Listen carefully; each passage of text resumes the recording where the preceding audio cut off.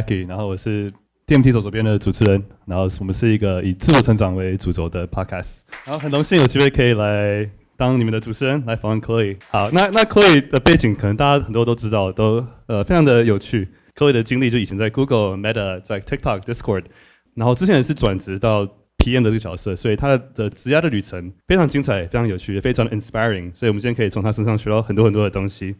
然后大家知道 Chloe 有一个很多人看的 YouTube 频道，还有很多人看 TikTok 频道。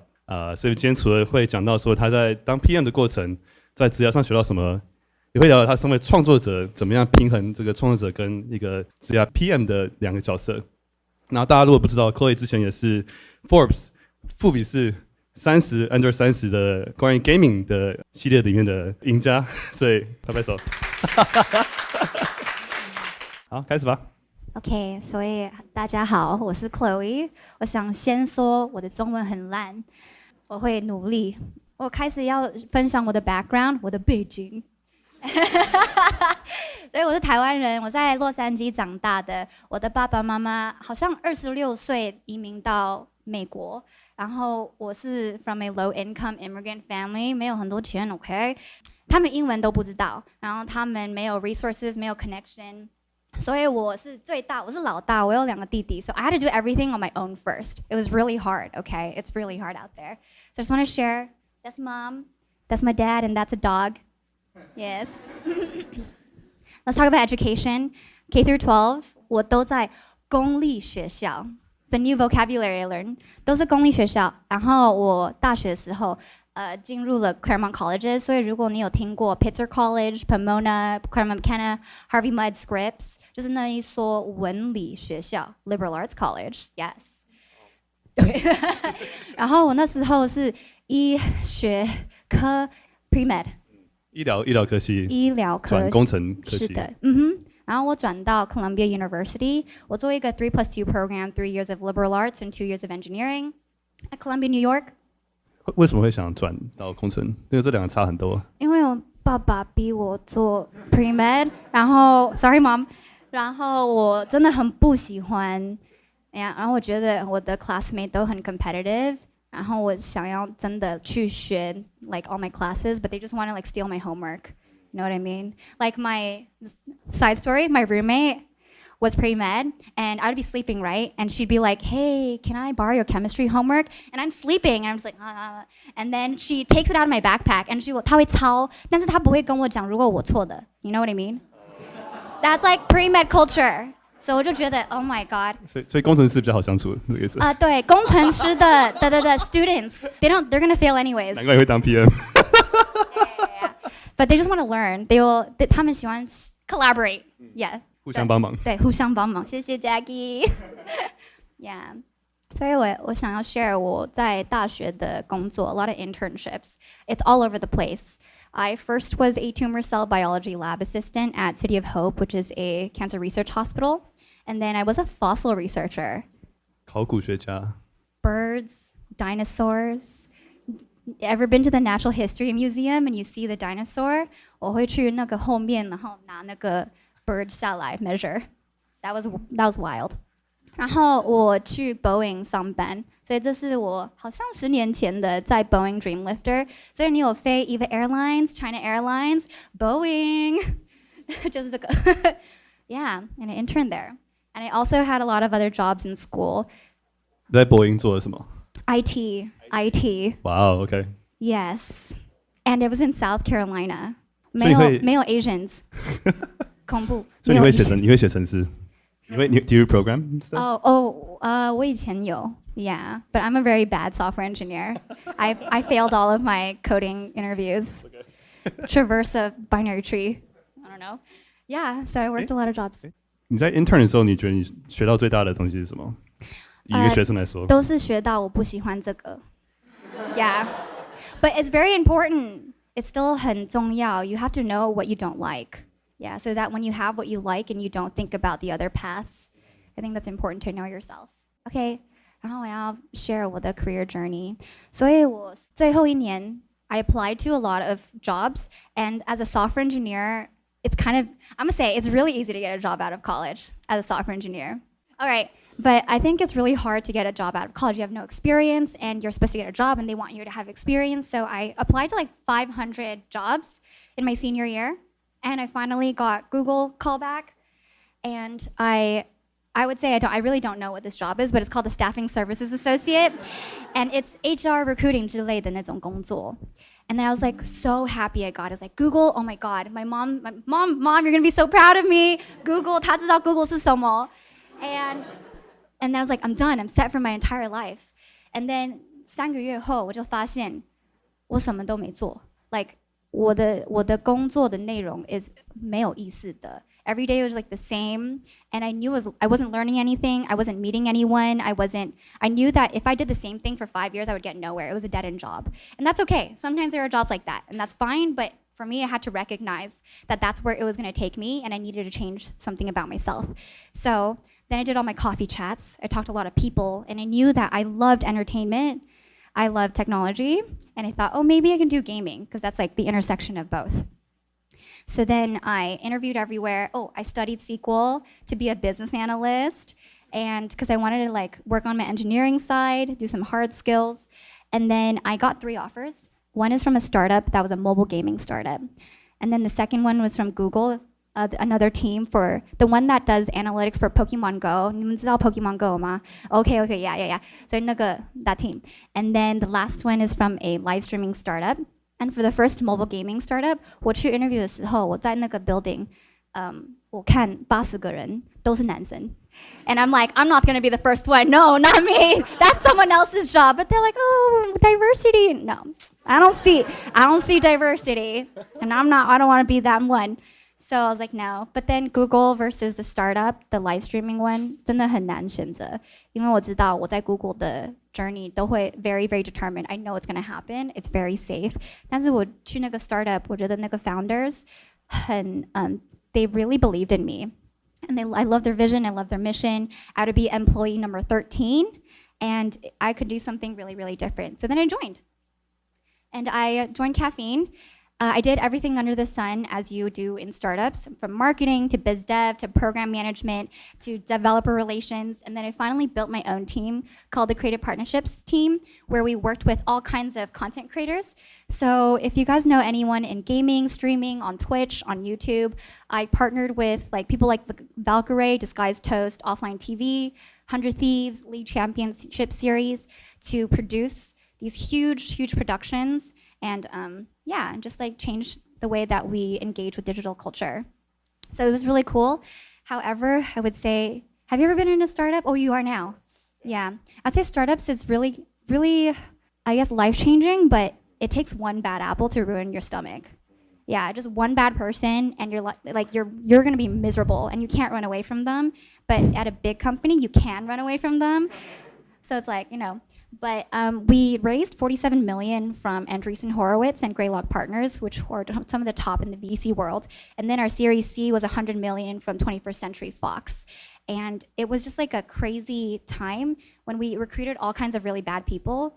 And I was unfortunately in the middle of all of that. Like I was treated really horribly. I'd get yelled at. I'd get blamed for a lot of things. And I actually at the time escaped from work. I came to Taiwan to heal for a month. I remember that. And then I got a tattoo. Naughty. Yeah. Sorry, Mom. Yeah, so that's that. 你在那个新创多久？在 Caffeine? 2.5 years. 2.5 years? Yeah, wow. yeah. When did it start getting really bad?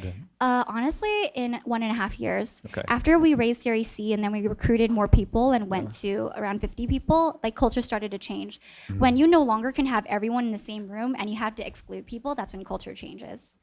我在 Google 那时候3个月就走了。No, 那是1年。1年 ，OK。Yeah, 3个月我就发现 ，oh shit. Oh yeah, sorry. Yeah, the Kool-Aid wore off. 但你觉得就是在 Google 1年，然后跟新创1年半那个时候文化还是好的时候，你学到东西应该多很多吧？在新创比起来，跟 Google 比起来 ，Yeah， 新创是 startup。Yeah， 新创 ，Yeah， nice。OK。所以你会建议就是大学毕业后的人先去新创还是先去大公司吗？Not necessarily， 因为有很多人如果在台湾长大的 ，you don't have a visa。所以我觉得我很多台湾的朋友去大公司 because the visas and startups, you get laid off really easily, so it's really hard to find another job. So I think it's actually safer to go the big tech route. 可能大公司跟新创的比较，在台湾也可以比嘛，对，台湾也有大公司，对，也可以啊，所以对吧？你会建议就是，如果是不管是台湾或是美国人，如果是你重新来过，你会一样去 Google， 一样去 Caffeine 这样的顺序吗？还是你会先去锻炼一下？我不知道是因为我觉得我在 startup 的时候，我自己都不知道 how to do it, because no one's going to teach you. 但是在大公司 they will teach you, but everything's so slow. And if you try hard, you will not get promoted easily, so you won't get given opportunities. 但是因为我有 Facebook 跟 Google 在我的 resume 上 other opportunities open, so it's like you have to do it to get noticed, but I don't think that's where you shine unless you are very lucky and you're on like a really strong research team, experimental team. But generally, most of the time, you're on a pretty crappy team and you don't do much in your career, which is fine. It's perfectly fine. Yeah. 对，我觉得可能看人吧，看每个人的口味。当然看人。Yeah. 在大公司有它的好处，就是很多 mentorship， 很多人会带你，会教一些，你会学到一些大公司怎么 scale 他们的一些不管是 product 的一些做法什么的。Yeah, and it's really comfortable. 然后如果你要买房子的话 it's really good. like the benefits. 如果你要生小孩的话 very good for that too. Yeah. So it depends on your stage of life, but I think both are really important. 然后我就在 startup 觉得 okay, this is too toxic for me. I need to leave and go somewhere where I feel safe. And that was at Facebook. And I wanted to do product, but there was no way I could break in. Like I tried so hard and I shipped products before, but I couldn't get a good enough like opportunity to do it. So I got a transition role or like an adjacent role called product development specialist, which helps product managers but isn't product work. 然后我在 Facebook groups, 你们知道 Facebook groups 吗 ？Okay. Facebook 群组，对。Yeah. 不过这个 product development specialist 这个职位蛮有趣的，他不是 PM， 他是一个他是专门研究一个产品的，但是他可能不会是做决定的人，但是会研究一些产品的东西。是因为在大公司有很多 products are working, but they don't talk to each other. 所以 you have like this huge discipline called product operations to manage all the different products to make sure they touch okay and they don't break. Yeah. PM 之间的桥梁的。对 ，only at big companies. Yeah. It's not fun. 很难。Yeah. 然后我就觉得我在 Facebook, it was really good and fun, 但是我做得到的事情没有很多 because it's all bureaucracy. There's reorgs I was reorged 6 times in like 4 months. It was crazy. 你有 reorg 过吗？很多次。对。And then reorg 是重组。Yeah, 要一直重新开始 new manager 很累 and you can't build a career and you can't get promoted and you can't like get anything done because you're just going to get reorged.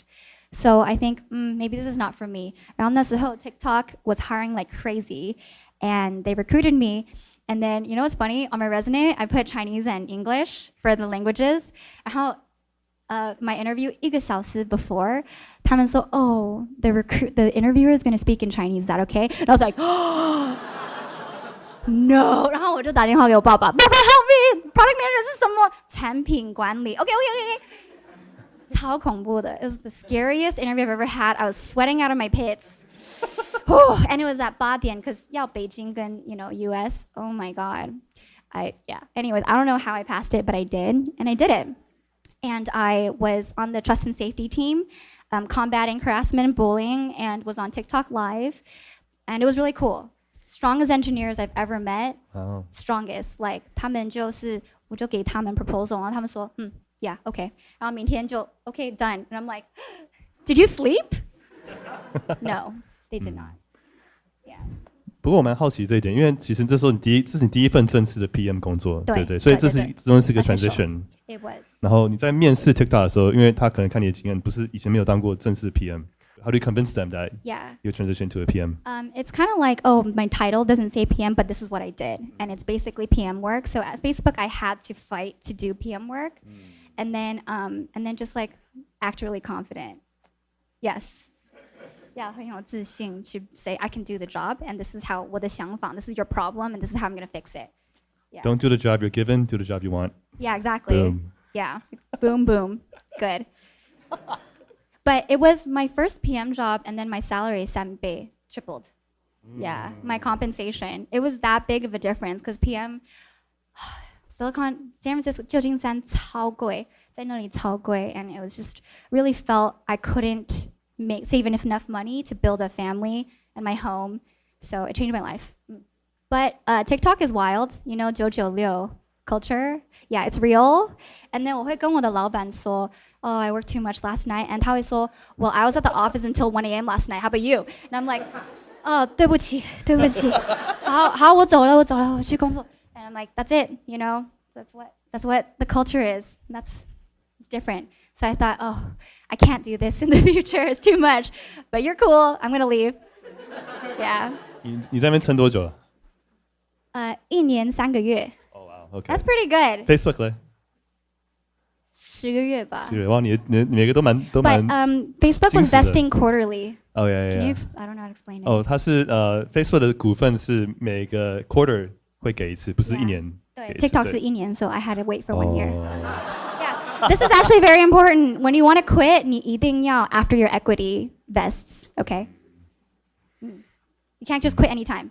以前的公司会是1年之后才开始给股份，对，然后现在 Facebook 已经改成就是3个月开始就给，3个月开始就给。Google 也是。Google 也是吗？ Yeah. You can quit anytime. Okay. 然后我就进入了 Discord. 他们 reached out to me on LinkedIn and they saw my background. They're like, oh, I would love to have you as a PM. And I interviewed and then I joined and I led the community engagement team. So like a Discord community, what are tools you can build to make sure your members engaged? And then I changed to the creator revenue team. For creators on Discord, how do they make money? And I got to work with amazing content creators, if you guys know Colin Samir, who are the voices of the creator economy on, at least in the US market. So I got to host an event with them. And yeah, and that's my career. And then in the last 2 years, I started my own media company, Colors of Chloe LLC. And I wanted to share the reason why I started to do this. It's because in my career path, I think 我受很多苦, you know what I mean? Because I feel like I work so hard. This is my only identity. I didn't call home a lot. I'm sorry, Mom. But I would work nights, weekends, because I wanted to be successful. I want to make enough money. I want to make a name for myself. But I would never get the credit. Some random VP above me would have their name on the project or on the PR article, and it would never be me. And I felt invisible. I felt erased. So then what I did was I would just post that accomplishment on Facebook or just my social to share with my friends. So at least it'd be real for my friends and for myself. And that's how it started. And then, yeah, then I officially started. It's been a big journey. It's kind of a shameless slide, so don't think about it too much. But I did get through my first 10万. What? That's Thank you. 很少人在经营 LinkedIn 的。Yeah. So sorry. And then Forbes and Business Insider got a lot of honors, and I partnered with a lot of amazing brands to uplift their brand messaging. 哦，咖啡蜜水果也有。Yo. I want to spread love, just like Cake Resume does with their Cake Resume Meets. Yeah, Cake Resume Meets. Very similar, right? Yeah, but it's been an amazing journey, and I want to keep doing it. Yeah, that's it. Next one. How do you manage so many platforms at the same time? You have to prioritize. I do PM my social media. I do. Like, which one do I want to focus on first? And like short form first, long form first, because you have limited resources, you have limited time, and as a content creator, the only failure is when you burn out, actually. Like, it's not about making bad videos, because you have to make like 100 bad videos until you make your first good video, but when you burn out, that's when you lose. So you have to manage what you're willing to do and what aligns with you and what you can do long term. At what point did you find your like product market fit for your content? I actually don't think, the PM career stuff was what I started with because I felt the most comfortable, because that's my whole personality for the most of my adulthood. But then I think that I don't think I'm trying to find product market fit. I'm trying to just build what I think I want to create. And then I think the audiences will eventually get there. So if I wanted to find product market fit, I would grow so much faster. It's like, I know I can just be a Minecraft creator, a Roblox creator, and I get really big, That's product market fit. But I think it has to be true to what I want to share. 所以，身为创作者，不只是像 PM 一样去找产品的那个什么产品市场的切合，而是做你自己想做的内容，然后自然就会有很多粉丝来找你。Yeah, but you have to be really patient because it's not very immediate. 对对对，对啊，但是我希望可以在台湾跟台湾的 audience 分享 But 我的台湾的朋友说我太 ABC 了，所以台湾的人不喜欢看我。这么来很多你的粉丝啊。They probably speak English, right? Yeah, so hard. 所以你可以说你在 PM 的工作上很多东西用到你的真的有创作者身上， Yeah. 很多交流，然后你会分享很多关于你工作的东西，所以我觉得这个之间的交流很酷。你用创作内容来讲一些你工作上的东西，然后用工作上学到的东西来创作内容来切西瓜。对 Yeah.But I know a lot of you are here because you're interested in product management, so I'm going to go into that. What is 产品管理? Oh my God. I think for you, most people probably know, but I'll just explain from the basics. If you want to know what it is, you have to really understand what a product or feature is. And I really get it from the world of consumer tech. 所以就是你在你的用户产品 yes. So for example, like if you're on Uber Eats and you need to make a group order, that feature exists. Like you've definitely been there, and there is a whole product team that has like metrics to drive that proposed this and then made it happen. Think about Twitch subscriptions. Once upon a time, you can only subscribe each person, but then they realized that you as a whale can buy multiple subscriptions and gift it to other people because you want to stand out. You want to show your streamer that you are a huge supporter. So that was really, really big. This actually is one of my favorite features of all time. I think it generated like over 50 to 80% of the revenue for Twitch. It was crazy. Like gifted subs was a really good product. And then the third is like, on YouTube, YouTubers are doing everything for free, and you as the viewer want to support your YouTuber and make sure they continue to make quality videos, and they created super things. So all of this has at least one product manager and product team, if not dozens. Like, I think Facebook Messenger 有500个人，差不多，至少对 IG 有几个人 ？IG 几千个人。Yeah. Facebook Groups 也是500个人。Wow. Marketplace is very similar. 那里面有几%的人是 PM？ I think the ratio is 1 to 10 engineers. OK， 10个工程师1个 PM。但是有很多 cross-functional partners, marketing, data, design.Okay. Yeah, research. 你对过最多的是几个工程师？工程师 Engineer. 现在 like I think right now is almost it's like 15. 一个人对15个工程师。I have a manager, 但是他是 like strategy, 然后我是 the execution. 很多人 I'm tired. Okay, so as a product manager, you really have 3 parts of your job. Number 1 is you need to be able to articulate what a winning product looks like. 找到这个胜利的产品什么样子，成功的产品什么样子，对。And number 2 is you need to be able to rally the entire team to execute it. 去激励一个你的团队去跟你一起去执行。Yeah, and the third is you iterate until you get it right. 一直不断重复的去进化演练，直到它做到更好的产品为止。And that is kind of the life that you live as a PM. But at the end of the day, engineers will code and program, designers will design, and PMs make decisions. And it's kind of a tough job because you are not someone's manager. People don't report to you. You don't have that immediate respect, but you have to be their leader. They have to do what you say, and you have to be really good at convincing them that it's the right thing to do. And it's very tricky to balance. 因为你跟人家合作的时候，你不是他们的老板，然后你不是给他们发薪水的人，你怎么样去说服他们你做的决定是对的，然后让他们觉得想跟你一起前进。Yeah. So generally what your day-to-day looks like, if you want to go into product management, you're going to be working with a ton of engineers all the time, and anywhere from 2 to 15 engineers. I'm just going to briefly go over this. So all the engineer types, then you have your product team. So you are the product manager, you have a designer, you have a data scientist or a product analyst for data. You have a product marketing manager to help your product go to market. You have a UX writer or content strategist who write the copy on the app because it's really hard. And then you have a UX researcher, and you might have a technical program manager. And if none of these exist, then you are everything, right? You do the marketing, you do the research, you do the copy, okay. And then you work with cross-functional partners. These are just a lot of people that you have to make happy, that you have to comply with, that you have to constantly meet. So if you hate meetings, you should not be a product manager. Yeah. So how exactly are products shipped? How does it show up on the APP? There's 4 different phases. Sorry, was that inappropriate?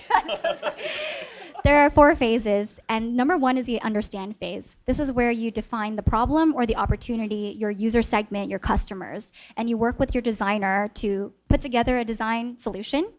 And once you feel like this is what we should invest in, you got to pitch it to all your executives, everyone in compliance, and everyone in engineering, and they have to greenlight your proposal. And usually this sucks. This part really sucks because you're going to present and they're going to be like, wait, why? Why is this? This is a bad idea. And it's always, 这时候, okay? It's a very sad time. I think we call it a proverbial firing squad. I don't know how to.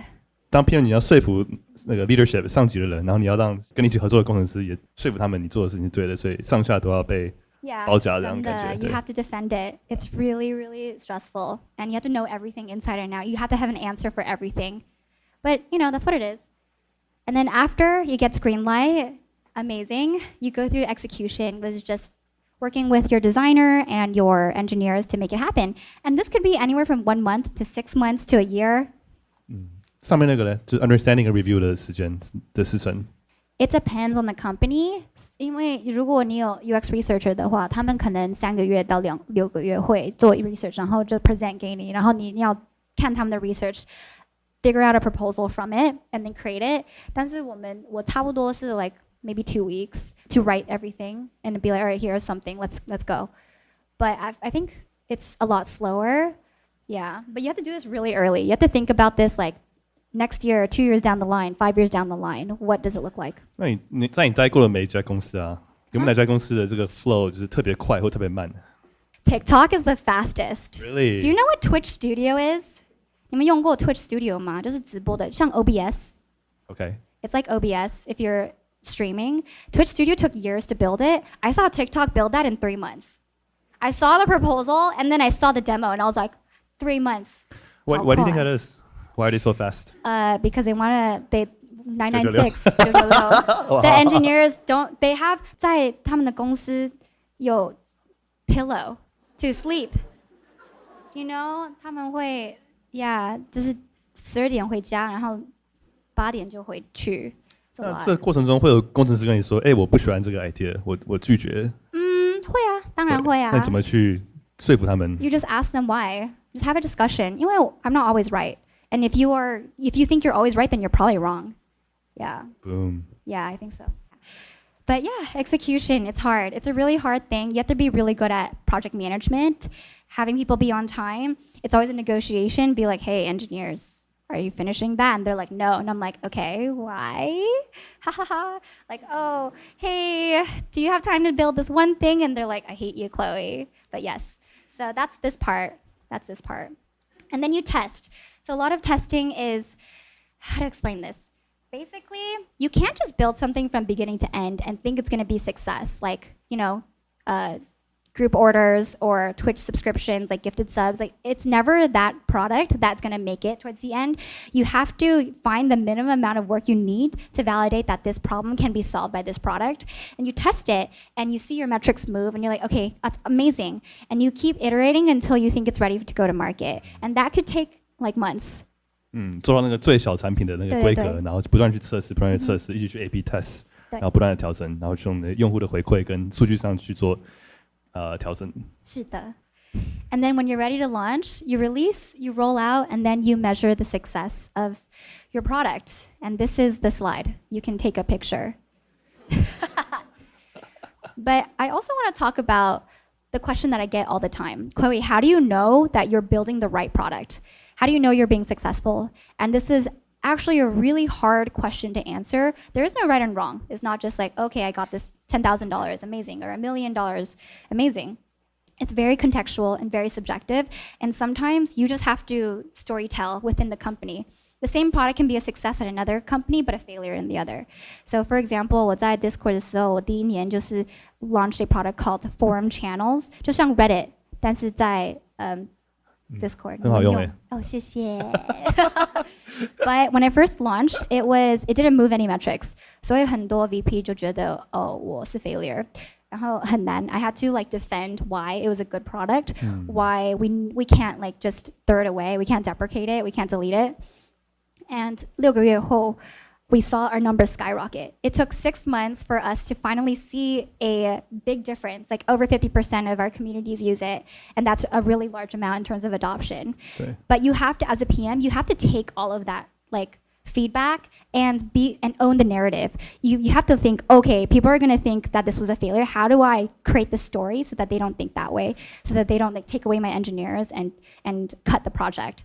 怎么样去包装这个 Yeah. 对，怎么去包装这个故事 对 Yeah, a lot of storytelling. 但我觉得很有趣，因为很多时候很多公司会以数据，都会说他们是数据导向 data driven right Yeah. metric driven， 然后很多时候数据只告诉你片面的故事，像在 Instagram 的时候也是很多数据，看到数据说这个看起来是很失败的产品，但是后面发现就其实有其他的东西是我们没有注意到的。对，那身为一个 PM 怎么样去explain? 怎么样去包装，怎么样去 Yeah. how do you kind of make that narrative? There's a couple. So there are some products like redesigns that will never do well in metrics because you're creating a completely different look. Your metrics are actually going to tank. So you have to set expectations to be like, hey, everyone, we are going to build this redesign to make the navigation way better in these new design principles so that the long-term investment is going to be a lot better and we don't have as much tech debt. We expect like a decline in the first month or two, and we want to get it to net neutral, and then it's a ship. That's one. 打预防针，prepping them for expectations. Yeah, lowering that. expectations. Yeah. The second is if it is foundational. Yeah. Like if I'm going to build something and like 3 other teams will need it to build their thing, then it unblocks them. I don't need any metrics, right? And then I think the third is if it takes a lot of time. Like creator economy, if you're creating a new behavior, right. then you can't just say, oh, it didn't show results in 2 weeks. Yeah. So in the situation where you know how the Discord forums took like 6 months for it to finally start showing positive metrics, over the 6 months, how do you convince? Because on Instagram or Messenger, often when a feature comes out, 或是它产品出来之后，发现数据不好，某个指标掉了，他们就马上砍 ，they stop it immediately, they unship it immediately. 你怎么可以撑过6个月去跟他们说，这个是我们慢慢等它，耐心等它？你怎么包装这个故事，让他们？那时候很难，真的，我那时候好累哦。I cried a lot. I lost a promotion because of it. Yeah. Wow. Because I didn't foresee it, and everything was my fault. And as a product manager, 如果你的产品是 success, 那是大家的 success. 但是如果是 failure, it's your fault because you made the decision. So you have to take responsibility. And I try to explain, this is going to take a long time for adoption. We didn't create it to boost engagement. We created it for a foundational conversation. And sometimes that's not enough. And you just have to go to the VP and be like, trust me. And then put your just put yourself out there. But I think sometimes that works, sometimes that doesn't. It depends on your relationship with the VP. If the VP trusts you and they're like, okay, fine. If you say so, you're responsible 6 months down the line, you have to report back. Then you have to accept it. So when it did work out, 后来数据好的时候，就因此得到 promotion 了吗？没有。What? Yeah, because it's on my record now. Promotions are long term, you know? It takes several years. They'll be like, oh, remember that one time you didn't do that properly? Can you do it again? Then do it right. And I did it right the next time, but there are other problems. But, promotion's a whole other topic, Jackie. Don't worry about it. It's a whole game. But I would say that I think I really learned a lot from it, and I know how to prepare for the next launch, and that's really good for me. So, Chloe, 你讲这个工作很 crazy. 为什么? Why do you have it? Why are you even PM? Why should I even be in PM? It sounds crazy. The first is it pays really well. Okay? All right, 我们都想要赚钱 and take care of our 爸爸妈妈 and have a family. It's really important for us to face that reality. Number 2, it's a prestigious and stable career path. They're the decision makers in a lot of companies, and at least in Silicon Valley, everyone's always hiring for PMs, so it's very well sought after. Yeah. And then number 3 is a lot of people do it if they want to start your own company, because there's a lot of transferable skills. If you want to, be the decision maker, you have to learn somewhere.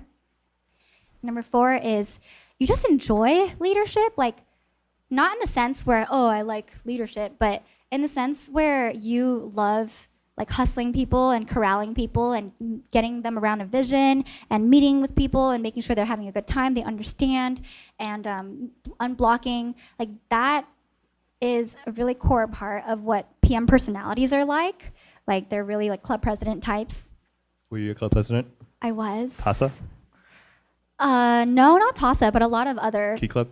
I was. Oh, okay. Key Wins. Okay. It's a 32nd district of Key Club International. Wow, awesome. Yes.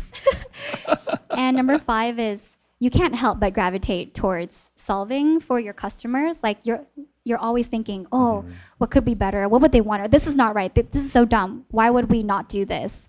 And you're so obsessed with that, and you want to make that change. You want to take that first step. So usually the PMs are the ones that have to take the first step. 我觉得3、4、5都超自己认同。像认识很多那些做新创的人，然后或者他们自己当老板出来做老板，他们有 PM 的经验，我觉得他们职业真的很大很大的帮助。我那时候在 Facebook 的时候，跟很多 PM 合作嘛，然后我是工程师，然后我内心就一直很崇拜所有的 PM， 我觉得他们是我的就是英雄，因为他们都 IQ 跟 EQ 都要够的人才有办法当了工作，所以我真的觉得当 PM 真的很厉害。Thanks, Jackie. Wow, so nice. So I was asked to share the career lessons that I have learned over the years, and I didn't exactly know how to think about this. So I thought about this like, if I were to go back to my 22-year-old self and give her some advice, what would they be? And I kind of put them into 3 different pillars. The first is 100% money, okay? 钱. And the first is really to learn how to negotiate the heck out of your total compensation, your TC, because you need to fight for yourself. Like, I think a lot of people are grateful to have the job, and yes, it's really important that you can be grateful, but you need to fight for your salary, especially if you're a woman, especially if you're a person of color, especially if you come from a like low-income background, you need to fight for it. Like, I think there is a world where you work at a job and you get paid really well for it. You can have it all. And you should have it all. And a lot of people just don't try. So they spend like years saying, oh, I'm working really hard at this company, but I'm not being paid that well and I really want a promotion. So you're always thinking about the promotion, but you're not thinking about your own growth, your own job and being happy. And most people get really bitter. And so would you rather spend 2 weeks in the negotiations working really hard or spend 2 years trying to get the promotion that they'll never give you? Think about it. Negotiate as hard as you can. You should read Never Split the Difference by Chris Voss. I also summarized it in a video, but I think that book is incredibly good. That changed the way that I thought about negotiating. 我觉得特别是国外找工作的时候，其实所有的公司会 HR， 他们开薪水的时候都会有一个 range， 然后会预期你会跟他会预期你会跟他谈判。所以如果你不争取多个5%、10%，这是你的损失。但我觉得台湾人可能比较害羞，会比较不敢去争取说我要加薪，但我觉得在职场上，特别是国外，是一个很正常。对。你要知道你自己的身价是什么，自己值得什么。我记得那时候刚开始我在脸书的时候，我也是被给一个很低的 offer， 然后我是几个礼拜的谈判，然后就加了20%，最后谈了20%的差别。所以 HR 通常都会有那个空间，他只是看你敢不敢要而已。对。然后你越敢要，他会越觉得说哇，这个人既然这么敢，他应该是很厉害，应该是很值得 hire 的。对 I agree。就是对啊 ，fake it till you make it。Yeah, and if they pay you more, they think you're worth the investment, and they'll treat you better, which is kind of weird. Isn't that crazy? Such a weird mentality, but yes. 尊重自己，别人会尊重你。对，是的。The second is learn to build your wealth. So a lot of people think that you just make money from your salary, and yes, salary can be like cool, but in the world of tech, you really build it through your equity, your ownership, your stocks, your RSUs. And you really have to understand what this is. I had no idea what this is when I first started. And so I think a really standard guide is the Holloway Guide to Equity Compensation. Just Google it, and it's really long. Yeah. And the third is user benefits. Like I said, sometimes you make career decisions because you want to have a baby, 生小孩啊, like marry, or get a gender transformation. That's actually really popular with certain companies. 冻卵. Or freeze your eggs. Oh yeah, freeze your eggs. And insurance, everything.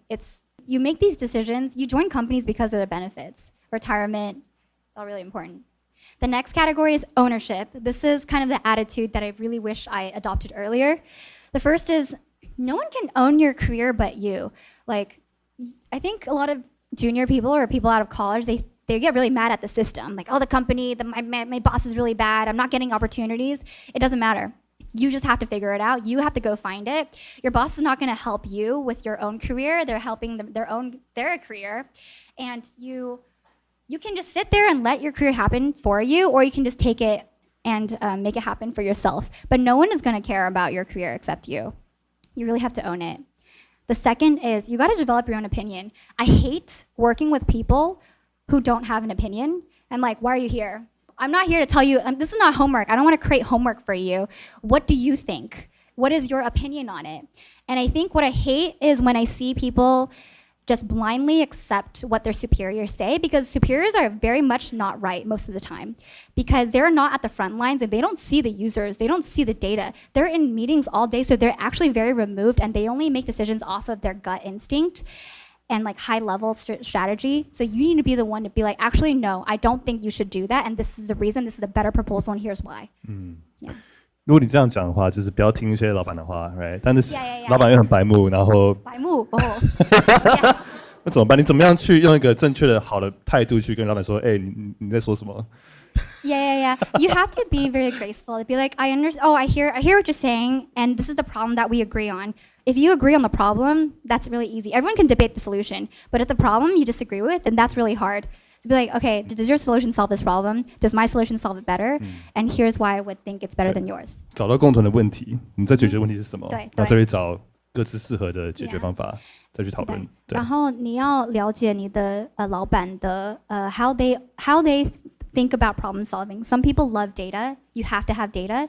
Some people like storytelling. Like imagine if you're in this person's shoes. Imagine if like an Uber driver, blah blah blah. Like I think it depends on the way that they resonate with problems. 但我觉得这可以segue到你的下一个点，就是我觉得这个社会上很多人其实不会有自己的很没有主见的，对不对？ Yeah. 就是很多人会很没有自己的主见，然后都是听从别人，不然听社会的，会听爸妈或者听一些老师什么的想法，对， Yeah. 怎么样去可以让我们更有主见？ The third is master the art of asking good questions. I think when I was really young, I would just sit there and乖乖的 take notes, and I think, oh, I'm just gonna ask later. I'm never asking later. Like that never happens. So you should be able to ask the question right then and there, because more likely than not, half of the other room will not know what's happening. And actually, as you get more senior, I will find more senior people are actually really good at asking questions. You're always doing something new, especially when you're getting more senior. You're doing new in industry. No one knows what they're doing, so let's collaborate together. And you need to be that first person to ask like the pointed question to move the conversation forward. Yeah. How do you know if you're asking the right questions?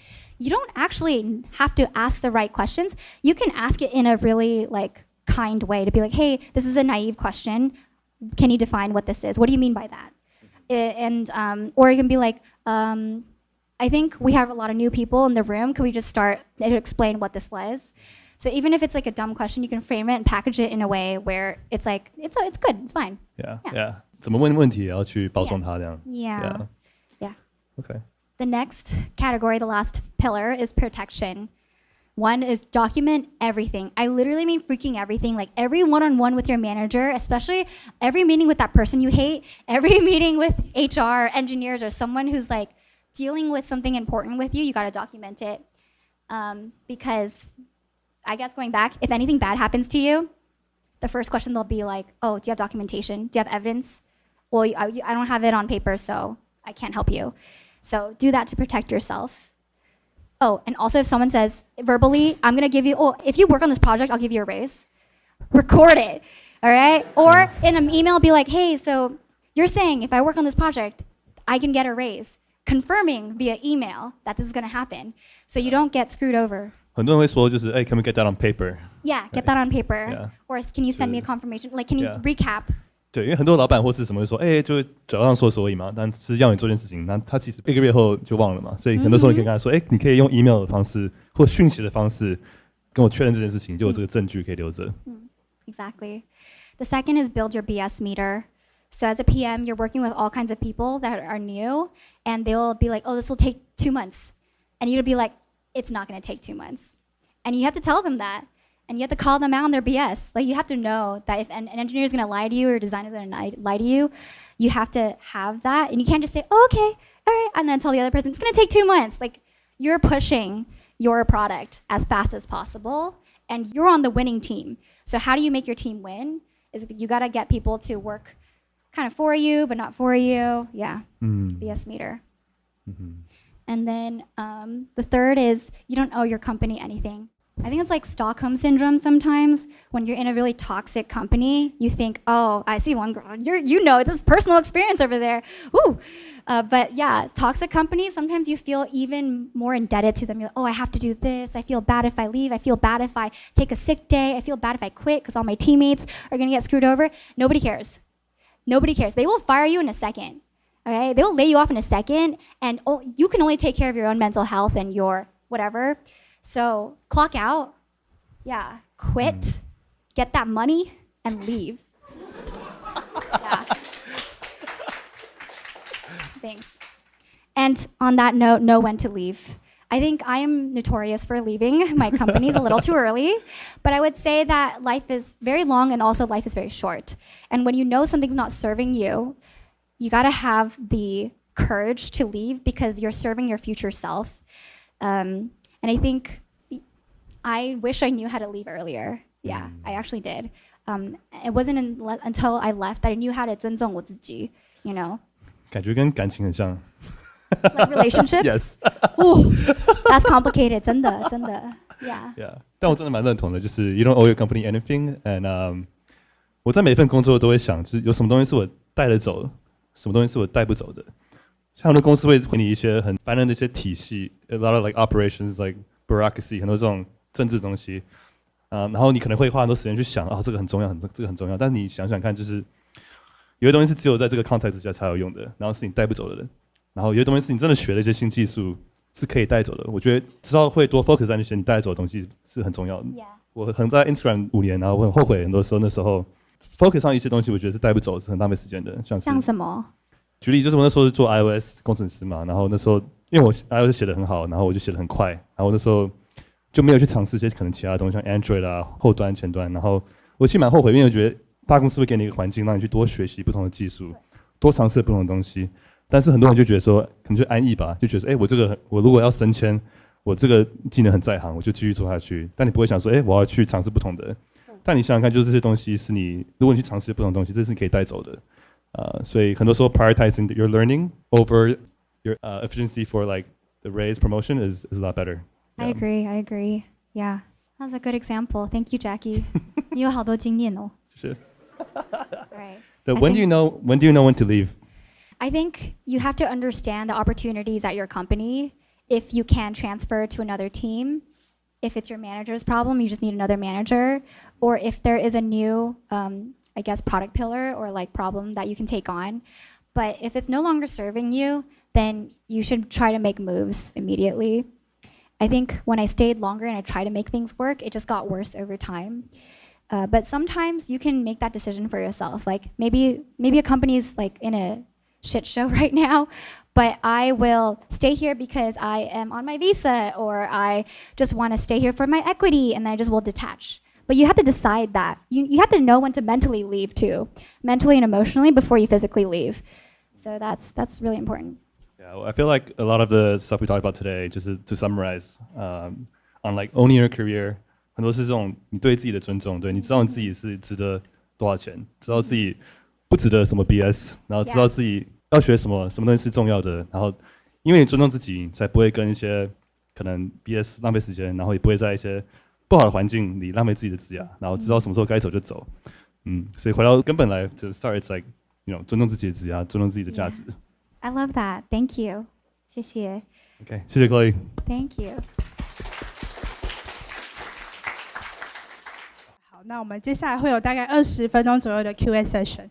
那这些问题都是来自于大家刚刚在 Slido 上面的提问，或者是 YouTube 聊天室可能线上朋友的提问。那我们会交叉的来请 Chloe 跟 Jackie 来分享这些题目。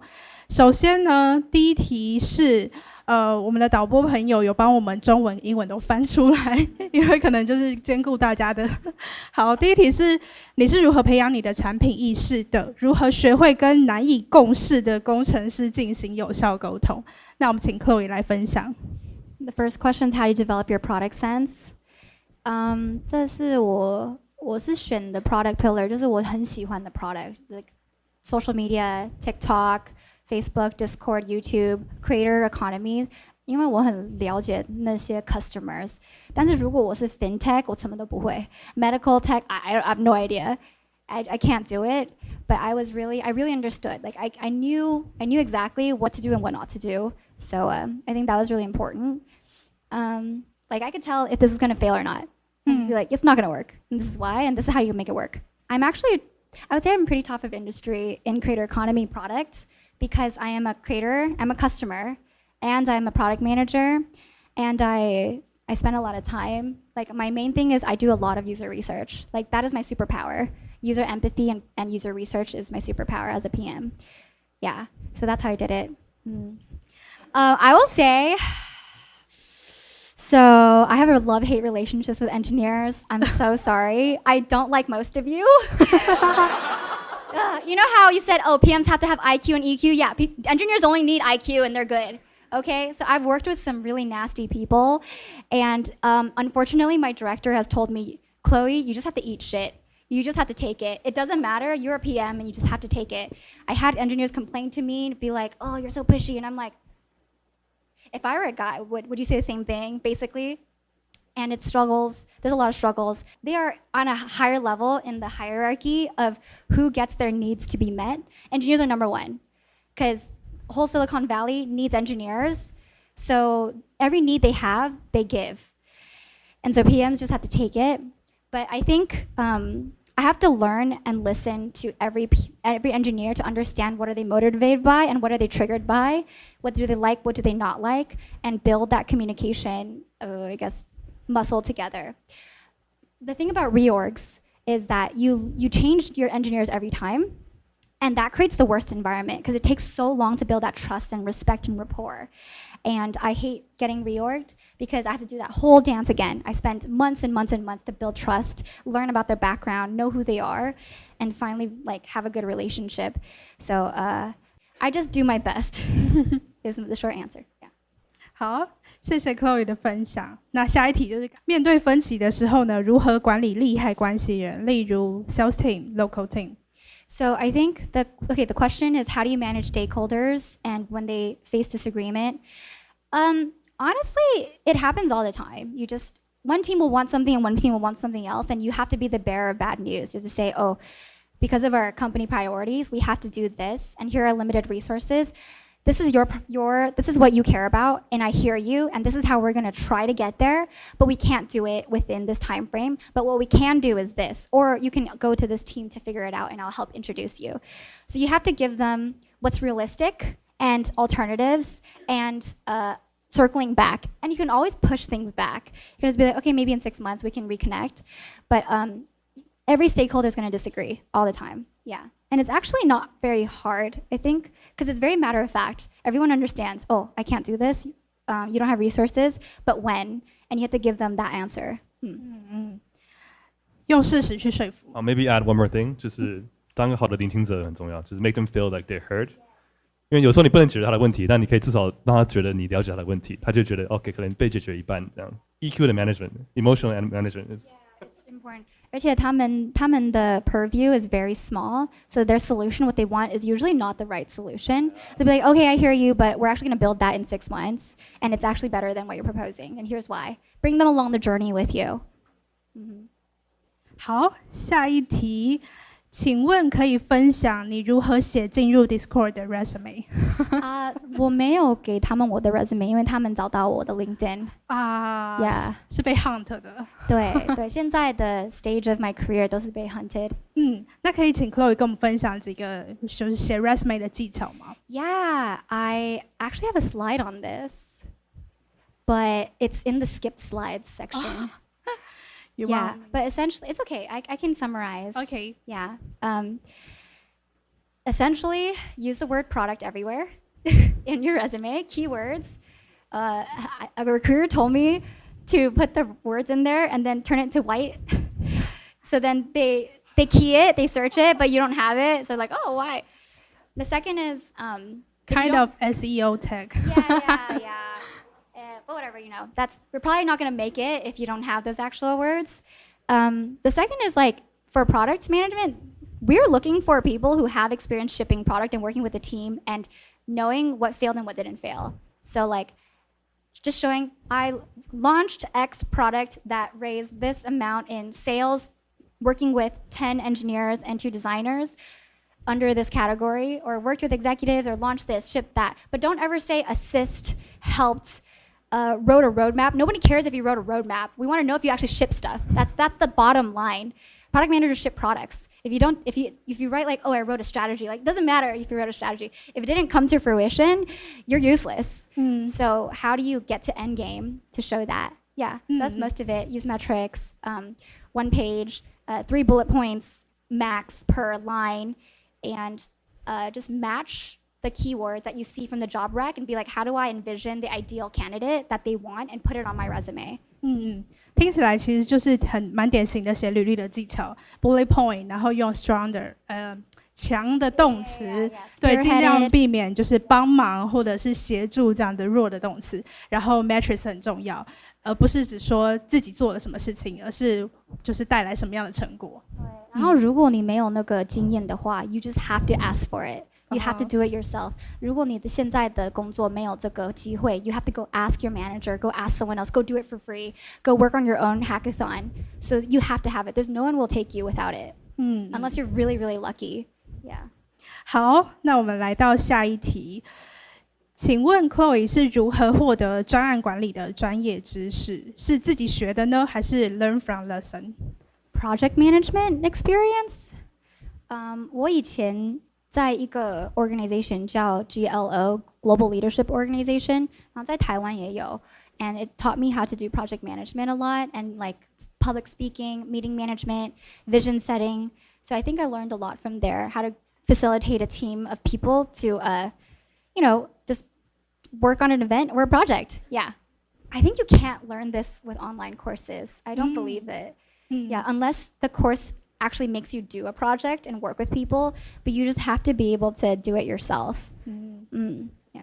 Okay, next one. 当你正在开会，但是无法当场做出决定的时候，你会如何应对这种状况？能不能举一些实际发生过的例子？ Oh, yeah. So how do you cope with a situation when you're in a meeting and you cannot drive a decision on the spot? It happens a lot. The executives will say, like, what's your take on it? Do you have an answer? And sometimes I don't have an answer. And then my manager will say after the meeting, hey, you need to have an answer for this. Like, you can't just get away with, oh, I'll think about it. So a lot of it is trying to frame that you have been thinking about that problem, but you may not have the answer. Be like, hey, so we've been thinking about this a lot. And here are the problems that we're running into. What do you think? And then flip it back on them. Because if people think you have the answers all the time, then you are bottlenecking the success of your team. Whereas great ideas come from everyone. So you have to learn how to leverage everyone's ideas and talents in the same meeting room in that time. So just flip it back onto them or be like, I don't have the answer right now, but here's what I will do to get the answer. 不一定要自己下决定，而是要集众人的智慧这样子。我觉得这回到你刚刚分享过，就是很多时候问对的问题比找到对的答案还重要。好。再来是下一题，这一题有点小复杂。如何发想一个新功能？那要进行一个 PM 的工作，要怎么学？应该说是不是一定要学 UX、消费心理、商业价值？这些都是一位 PM 需要具备的技能吗？所以还有2个问题。第一个是如何发想新功能？那我们先请 Chloe 回答这个好了。Yeah, actually, 如果你真的了解你的 customer。Having all the new feature ideas is very easy.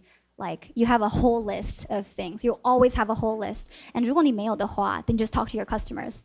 They always are complaining every day. 哎呀 Go to Reddit and go to like the Reddit page. You'll see everyone complaining. Yeah, it's very easy. I think maybe a better question is how do you prioritize all the different features? It depends on what the company needs. So like if you're in pre-IPO phase, what do you need to do to IPO properly? If you are very mature and you're in an experimental phase, or if you are, you're on the research team, like the experimental team, and you have to go after like AI products. I want to prioritize the AI part, not the customer part. Like how can we experiment and try different things just for the hell of it? So it depends on the company's priorities. So usually PMs have to be very aware and in tune with what your C-suite wants for the company to succeed this year. 好，下一题呢是刚刚那一题的第二个小题，请问 PM 一定要学 UX、消费心理跟商业价值吗？我刚刚想追问一个问题，请说，我再补一个，就是怎么去找新的功能，对不对？要 talk to your， 如果你不知道的话，要 talk to your customers。但很多时候，你的客户、你的用户其实不知道他们想要什么。他们说他们想要的东西，也不见得是真的是他们真的想要的东西，或是最好的东西 ，right？ 然后 Steve Jobs 也说过这种类似的话 ，You don't know what they want。所以什么时候你知道 differentiate， 去知道说，使用者说他想要什么，但他们真正想要什么，或是你觉得他们想要什么，你怎么去 which side do you take？ I think actually that they don't know what they want, but they know what their life looks like. They know what their workflow is, and if they explain the workflow, like how do I like maybe Cake Resume in Taiwan? How do I meet people like mentors or learn about career paths? I try to go to a career fair, meet a lot of people. It's kind of hard. I try to talk to my alumni. I talk to my friend. I look at Jackie's podcast. But then you're like, they're actually really inefficient. So why don't I think I can make your life better. They might not know it's a problem, but you see that it's very inefficient from your experiences and you fit into their life in a very specific way. So I don't think they will say, I want Cake Resume or I want this podcast. They will say, this is my life and this is kind of hard sometimes, but this is my goal and they just want to get to the goal faster. OK， 好，那我们再回到刚刚那一题，就是 Chloe 觉得 PM 有哪些必备技能？那这位参加者呢，他提的，比如说像是 UX， 或者是心理学，或者是不是也要懂商业价值？是要知道 you have to understand all of this, but you don't need to take a class on it. I don't think there's a lot of places to learn. 我觉得sometimes I think basic schedule management is something you have to learn just by being really detail-oriented. I really don't know how to teach that. UX and consumer psychology, you can learn a lot of that just by the other PMs in the room. Unless you're the first PM, I think Annie, you're the first PM for Cake Resume, right? Yeah, that's really hard. But I think there are a lot of people who worked at the company before you, most likely, that understand the product well enough for you to learn from. So I think the spirit of this question is like, these are skill sets. Do I need them? How do I get them? This is how I'm interpreting it. And yes, you need them. You don't need to necessarily take a course. You can learn them from your peers. You can learn them from customers and people who exist at the company. 就是还是要学，但是不是说一定要很正式的去学，主要还是说从经验学或者从同事身上学这样子。It has to be your current 经验，因为你下次的工作他们会问你what is like a UX problem that you saw before, and you always have to go back to your previous experiences. So you're constantly looking for ways to build the skill set and have your work stories match it.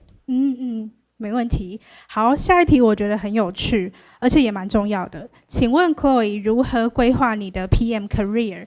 无论是内部的 promotion 或者是跳槽，会以什么样的目标为你的中程目标？3到5年。Is this asking me where do I see myself in 3 to 5 years? Yeah. I think more so like when you transition between different jobs, how do you kind of map that out the next 3, 5, not necessarily 3 years from now, but every 3 years, how do you remap? Every job I'm like, I'm going to stay here forever. I don't know. I always think of, I'm going to stay here. Oh my God, I'm at Facebook. Woo! Or like, I'm at TikTok. This is my company. And 我就发现 is not as nice inside. It's not a fit. And I try to find other teams in the company. I try to stay. And it's just not a fit. And I have to leave. Yeah, I guess the question is like, how do you PM your PM career? Like, do you stay at the same job? Do you hop? Do you negotiate for more? Do you switch teams? Right? Yeah. How do you explore all the options and find out what's best for you? It depends on the stage of the era I am in. And right now, I'm in the I don't want to work too hard era. And I'm really tired of interviewing. And I really want to stay, please. I just want to like chill. But before, I really wanted to learn. And if I wasn't in a place to learn, then it's a waste of my time. But now I think I learned a lot. And I'm ready to just like, hi, clock in and then clock out. And then go work on my own things. Exercise, be healthy. Health is wealth. But I actually don't think about, or I guess a more helpful answer is I don't take every opportunity based on money. Like if I did, I would go work at Roblox, or I work at TikTok, or I work at, I don't know, Robinhood. But I need to have a clear career narrative. Because if I go random jobs, then someone looks at my resume and I'm like, what are you doing? And if I don't know how to tell the story, then I'm not going to be hireable, and I'm not going to be recession-proof, and I won't be able to build a stronger skill set. Yeah, so I only take jobs within this. 就怎么去包装你的职涯故事，对，然后怎么把你的职涯的故事自己写。It has to compound. 对。Yeah. And 现在我在 Discord 里面，我有很多 opportunity， 我可以去 monetization, I can go to engagement, I could trust and safety, I can do machine learning, but I really want to focus on creators and monetization because I think that is the future. I think that's going to take me farther. 我觉得找到职涯上最大的 leverage 是什么很重要，在每个公司每个地方，你的 leverage 是什么？ What leverage? What's my leverage like? Yeah, how do you find the leverage at every situation you're in, right? Is it the opportunity? Is it the money? Is it the growth? Is it the mentorship, right? Do you mean is your question, what is my priority at every company? No, it's not a question. I'm just saying You're making an observation. Yeah, Okay. I'm adding on to your question. Yeah. Oh, sorry. Yeah. 好，接下来是如何从一位 project manager 到 product manager， 这中间有哪些技能是特别需要自己主动去补足的呢？ I think you learn a lot of execution in project management, but project management is very specific. Product management is just a form of project management for products. Project management is so many things. You can do programs, you can do education, you can do marketing, but then product is specifically your product and how to build it and ship it. And I think the biggest difference, is when you have to have a strong vision and strategy for long term. Project is really short term. For 3 months, we're going to work on this and we're going to launch this and we're going to finish it and we're done. But for product, it's iterating. How do you know that Uber's done? How do you know that DoorDash is done? How do you know that YouTube's done? You don't. So you have to imagine the world with this product in the long term, and how do you fit this team in where that vision is today? So I think that is the biggest delta between the two. 再来呢，下一题是：当利害关系人认为你的产品失败的时候，你如何说明 ？How do you explain to your stakeholders if your product fail? I think it's important to sometimes you can't hide what people know. People can smell that you're lying. So sometimes a really good strategy is to just call out the elephant in the room. Hey guys, the product launch was not what we expected. This is what we expected, and here's how we fell short. And I want to be really candid with that. You can just say that. You can just say, I want to be upfront and honest. But what I think is it gave us learnings that we couldn't have gotten if we didn't do it. You think, if it's a failure, we shouldn't have done it in the first place. But you kind of have to think about what can you take from it that's useful to the company. So you say, I didn't reach it, but here is what we learned for your other teams, and here's how you can take away from this, and this is what we're going to do differently next time. And now it's very valuable. 好的，那我们准备的最后一题是，当你需要花钱做 A/B test 的时候，要如何说服你的 manager 或是你的 boss？ 如果有遇到什么样的挑战吗？ I don't understand this question. 为什么 A/B testing 要花钱？我觉得这个应该就是你不测你怎么知道这个产品这个钱该花吧？这个资源应该是很值得花的，对啊。I'm still stuck on the question. It's how do you convince your manager to put resources into testing A/B testing your products? And I'm saying that it's if you don't test your products, what are you even building? You have no idea. You're blind. You don't always A/B test your products. Sometimes you just launch it. Yeah, it's true. Yeah. So actually, my tests have been 0 to 1, or my products have been 0 to 1. I don't A/B test. Because A/B test is good for what exists today, and you want to change the behavior, but 0 to 1 is very different. You actually have to tell the story of why people should invest in this. And success is actually really, really, you can't define it very easily. There's no comparable, and there's no very clear benchmark. So I guess you have to say, I know this will work when I see this. Yeah, that's the big statement to convince. Yeah, but you don't have to say it has to increase 10%. You have to say, for forum channels is a place for Discord members to have topical discussions, because the problem is everyone is, seeing a linear discussion and only 1 or 2 people can talk at the same time. But what if multiple people can talk with different topics in the same channel? And I think we should build it. And here are the foundational behaviors I see in this world of online communities and this trend. And this is here to stay. If we don't do it, we're going to be behind. And this is a 0 to 1, this is a new behavior. There is no comparable, so we have to launch something like this, and I know that this will have good compounding effects for the future. Yeah. 好的，非常感谢 Chloe。那我们现在还剩下一点点时间，可以开放现场的参加者，有没有任何人还有任何问题想要提问？那欢迎直接举手。Hi, Chloe. Hi. Thank you for sharing. So, the first question is, what are some red flags when you see that you might need to quit? And how would you prepare for quit when you see that red flags and start preparing for that? Thank you. Okay, so the question is, what red flags do you see in your job that you know you need to quit, and how do you prepare to quit? And it depends on how resilient you are and how much you care about your job. Like, I think a lot of people stayed at TikTok and they just ignored all the red flags, but they can detach from the company and then be like, okay, I know it's bad, but I am here to do what I need to do, and I just leave. And that's great. And then they get to investor equity and they get what they want. But for me, I really want a place where I can ship amazing product and be in a place where I can be long term. And the fact that I was working like until midnight and I had meetings from 8 to 11, Monday, Wednesday, Thursday. I couldn't hang out with my friends. I couldn't hang out with my boyfriend. I was like crying all the time. I didn't feel seen. Those were enough for me to be like, I don't see a future here. If I don't see a future here, I don't know why I'm here. So I'm just gonna quit. But what I prepared is, I don't tell anyone of that, okay? You don't say anything. You interview, you get the offer, and then you delay it as much as possible. And then I use my unlimited sick days to just hang out, and then I'll start being like, oh, you need help on that project? Oh, I don't think I could do it. I'm so busy with something else. Don't take on more work. Slowly phase out. Talk to all your mentors. Like anyone at the company you respect, you like, tell them, have one-on-ones with them, ask some good questions, build a relationship outside of work, get their personal number, meet them for coffee, so that when you quit and they quit, you can have a lifelong relationship with them. And use all my benefits, gym, medical, do my annual my dentist.